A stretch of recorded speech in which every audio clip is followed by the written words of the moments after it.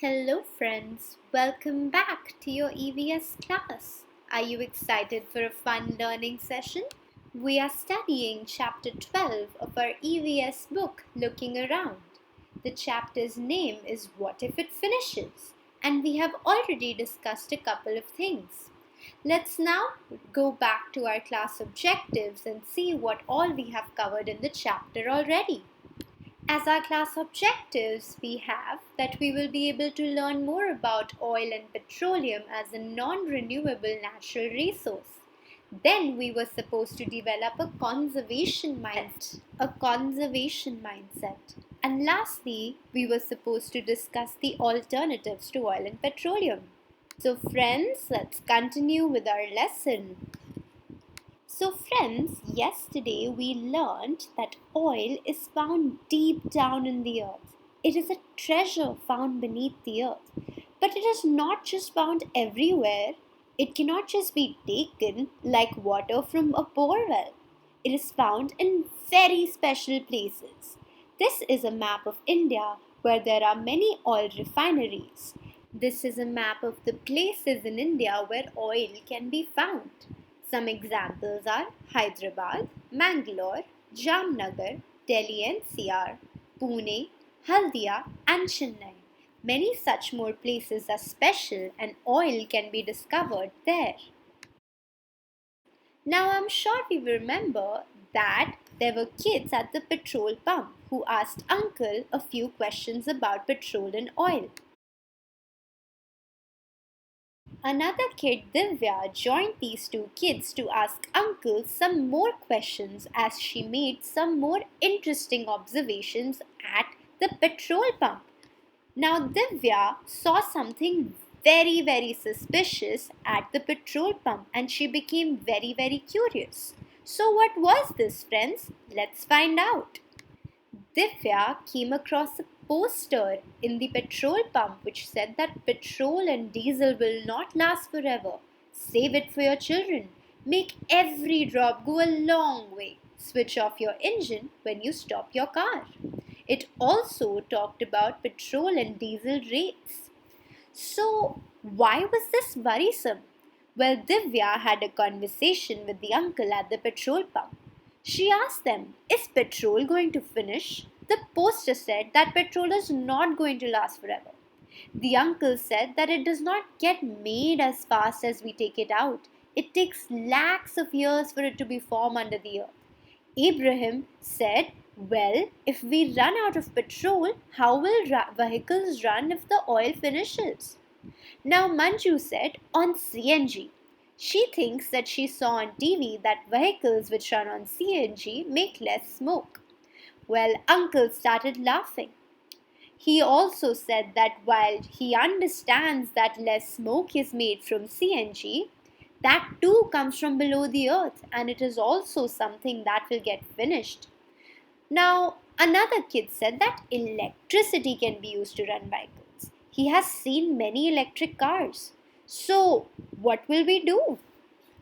Now, the fact that oil and petrol will not last forever led to a discussion amongst the kids.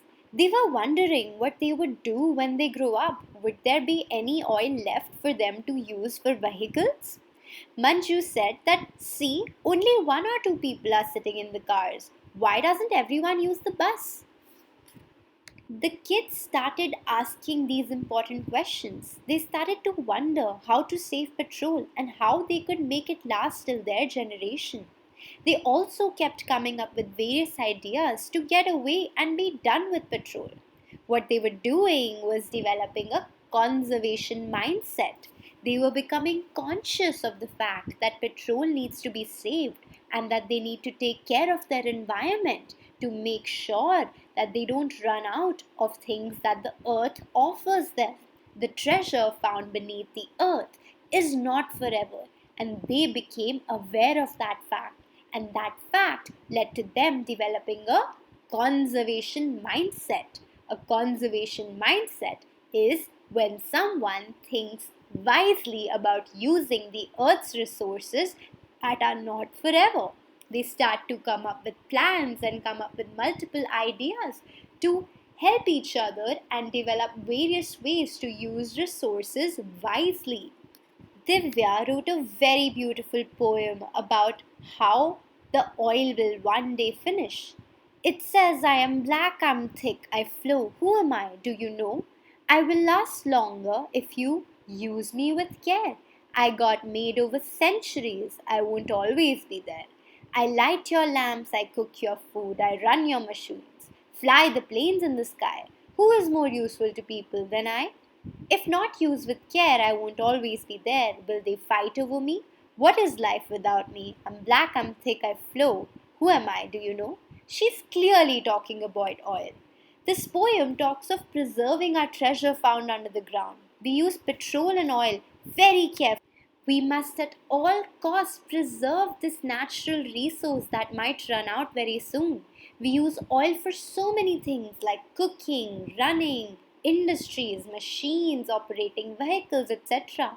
So let us develop a conservation mindset towards oil and really think about different ways of preserving it. It is very important that we use oil with care.